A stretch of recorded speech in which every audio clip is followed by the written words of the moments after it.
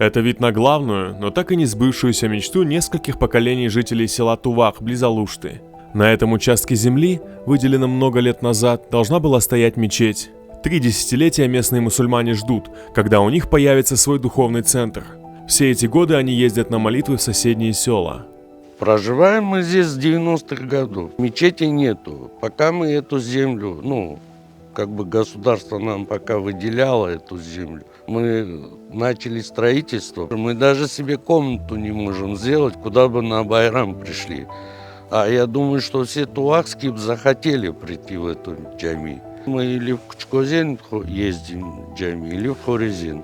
Еще наши отцы, которые уже давно они лежат в мезарлыхе, еще они участвовали в этом строительстве.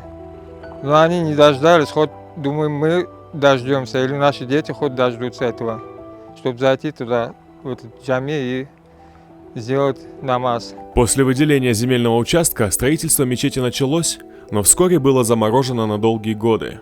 В августе 2025 года жители села решили возобновить строительство. Однако своими силами им не справиться с масштабом предстоящих задач.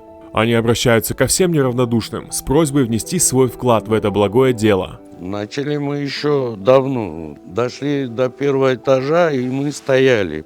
Вот в этом году мы начали новое. Построили 2-й этаж, залили ригеля. Это мы в августе. Если начали, то мы уже вот на это время закончили. Сейчас пытаемся сделать крышу. Но так как у нас не хватает средств, мы дошли до этого уровня, дальше мы встали.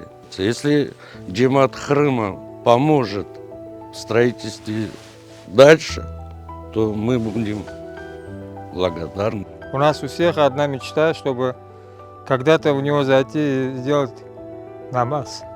Мы очень просим всех, кто может помочь, пожалуйста, помогите нам средствами или какими-то помощью, в общем, одним словом.